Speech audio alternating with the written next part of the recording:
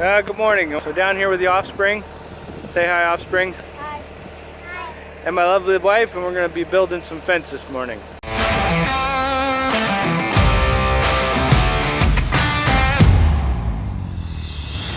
Hey folks, welcome back to Rocky Ridge Farm. So today we're putting up some high tensile fence. So I'm trying to expand the cow herd a little bit, but we're running out of grazing acres. So my neighbor down the road, actually two of my neighbors have agreed to let me pasture my cows on their field. So there's about a 4-acre field and then one that's about 10. But I got to get fence on it before I can move the cows down there. So we're going to build some high tensile fence. So we're trying out this new little item you can see here behind me on the front of the skid steer. That is a hydraulic post pounder. My cousin-in-law, if that's a term, got this thing, and he's agreed to let me rent it from him. He's building fences as part of his business, and he's not doing anything this week, so he's letting me use it. So this should save a lot of time. All right, so the first thing we do is set our corners. Say hi. So we already set one down there, and then we strung a line, and we're getting our next one set. And once we get the 3 corners in this field, once these are set, then we can start building out our corner braces.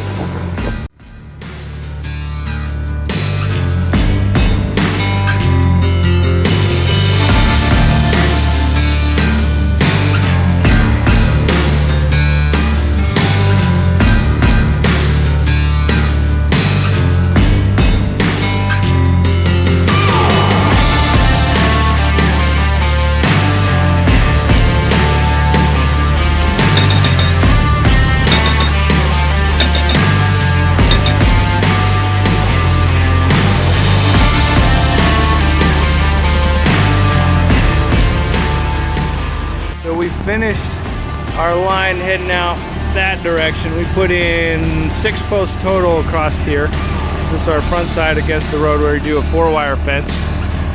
And then we just finished doing this corner. So we used our line to set these 2 posts.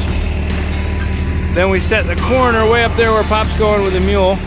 We set that corner, we set one in between, and then strung our line.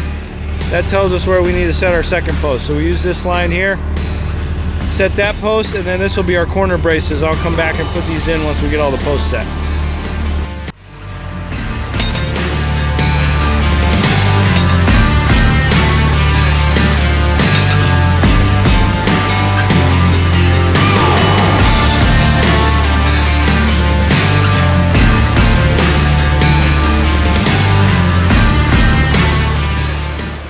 If you can see back here behind me, see that old stone wall, stacked stone wall back there? Much slower way to build a fence. Makes me thankful I don't have to do it that way anytime I want to keep the cows in.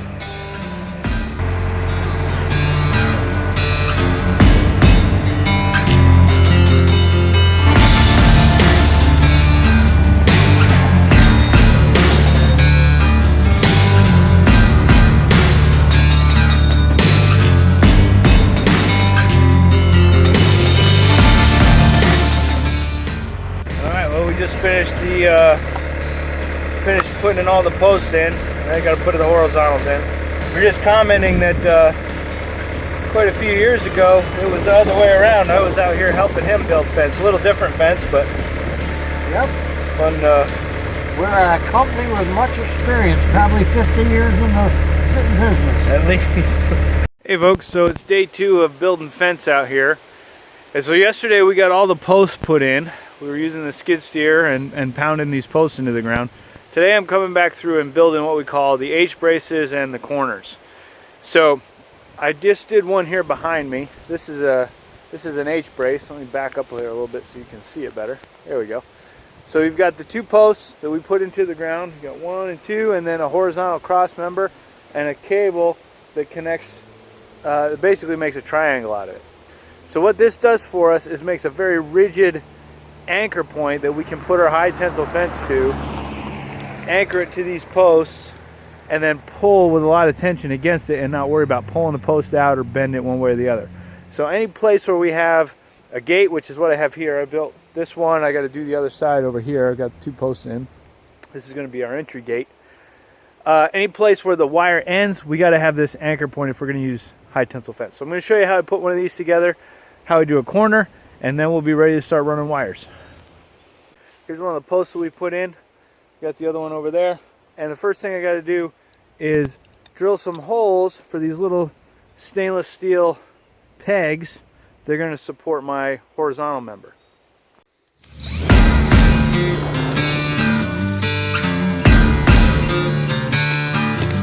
So I already drilled a corresponding hole right in the end of this post, and I'm just going to slide that over that little peg. I put the short one in first, and then you'll see on the other end I use a longer one that has to go all the way through the post.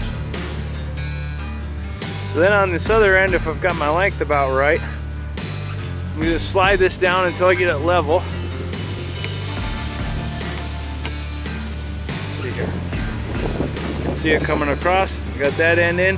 So I get it leveled, and then I'm going to drill through here and put that longer peg all the way in so it catches that end of that post and supports it.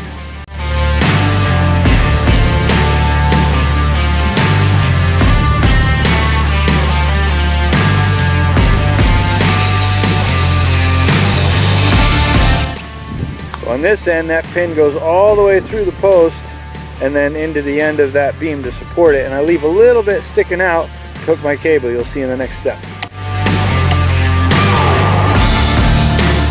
Perfect. So for my cable cross tie, we use these cables and connectors from a company called Gripple. It's kind of a weird name, but I got turned on to these last year. This is the tensioning mechanism, and all it is it's a simple cam system where you put in the wire from each side of it, and the wire can only go through in one direction.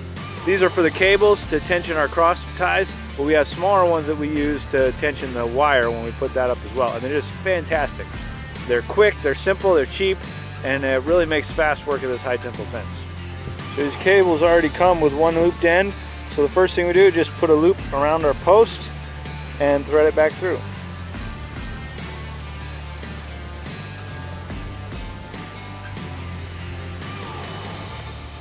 I just put a lasso loop in it, pass it around my post, and then I'm going to staple it in place.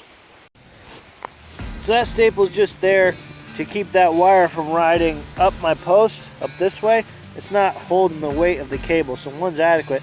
But then what I do is slide another one over it like that before I nail it home, and that keeps that cable from biting into my wood too much. It just gives it a little bit of support. And I get that in there and then finish nailing it in.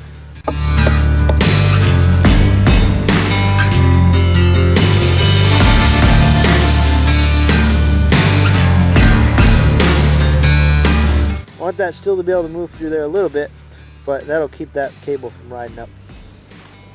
Then I just take my gripple here and slide it over one end of my wire. So it only slides one direction. So it can only go this way. And then I'll pass it around the other post.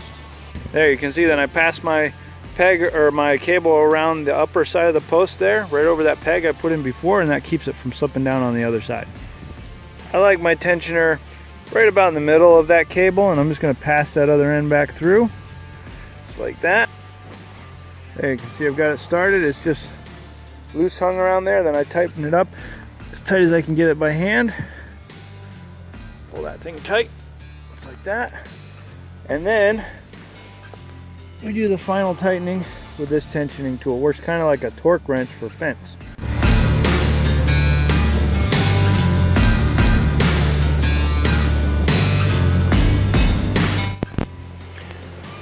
So the corners are the same as the H braces. I just put two of them back to back, right? So here's one. This is the corner I just built. So that'll be a good solid anchor for the fence running in both directions. But the practice is the same. I put both the short pegs into that center post right behind me, and then the long pegs into the opposite end. So it's important your cables are always anchored in the direction you're pulling. So you see they're anchored close to the ground over here on my corner post, and then going up in the direction they're getting pulled on. So pretty simple, quick and easy process, and makes for quick work of putting up a good high quality fence. Okay, so our next step after we got all of our corners built is to run our straight line posts. So you can see them set out behind me. I've already done this side of the field, And basically what I do is I run a string line from my corner. So I tie off a corner right here, run my straight line all the way down, and then pace off my posts, set them down on the ground at even increments right along that string, so I got everything nice and straight, spaced out evenly, and then I go back through with a picket pounder, pound them all in. We've got a nice straight fence row, and then I'm ready to run my wire.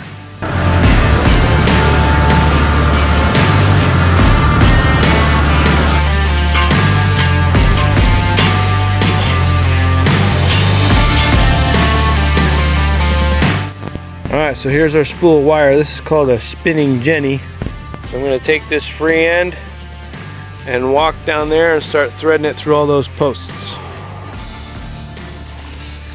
The nice thing with these timeless fence posts that we use is all you got to do is I'm pulling this wire so I'm spinning off the reel.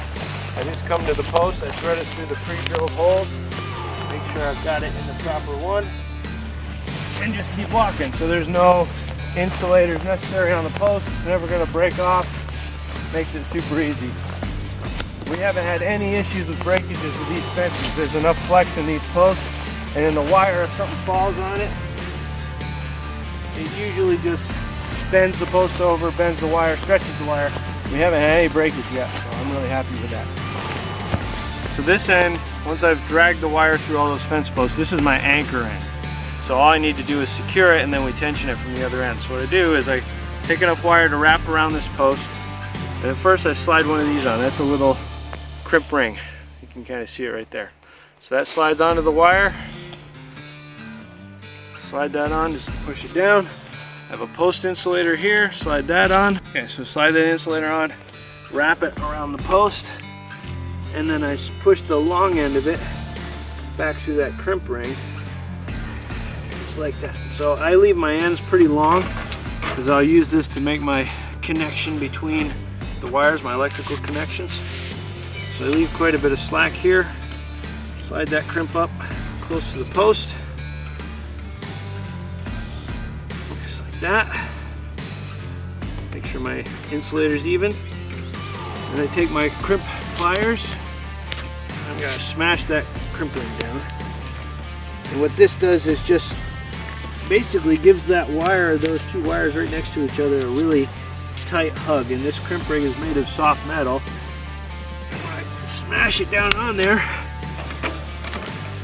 Those wires are almost effectively welded together right there. You can zoom in on that, and you can see how that crimp ring is nicely welded those together. So now this end is done. Staple it to the post, and then we tension it from the other end.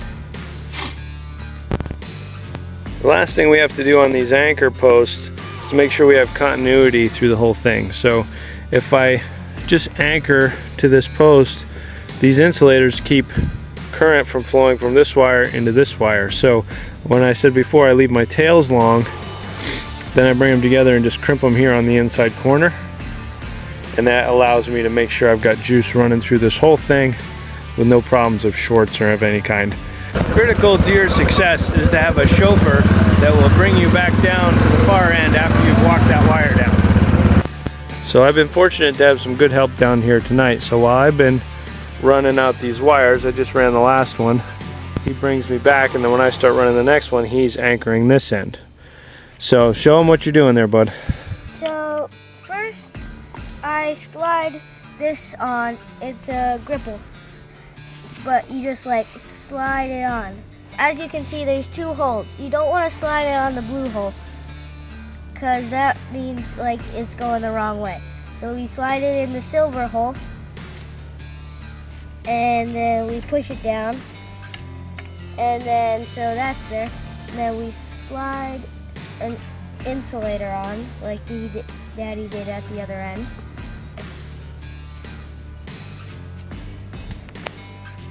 So now we've got all this set on, and now we have to put it on the post.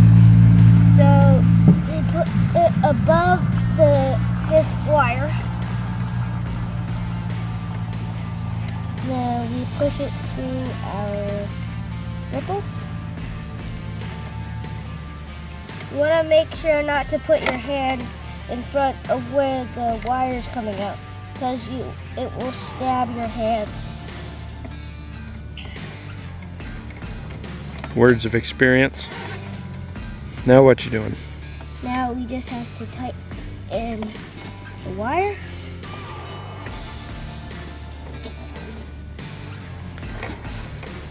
So he's just getting it hand tight now, and then we have a tool that'll tension it up the rest of the way. It works almost like a torque wrench, and we can torque it to the appropriate tension.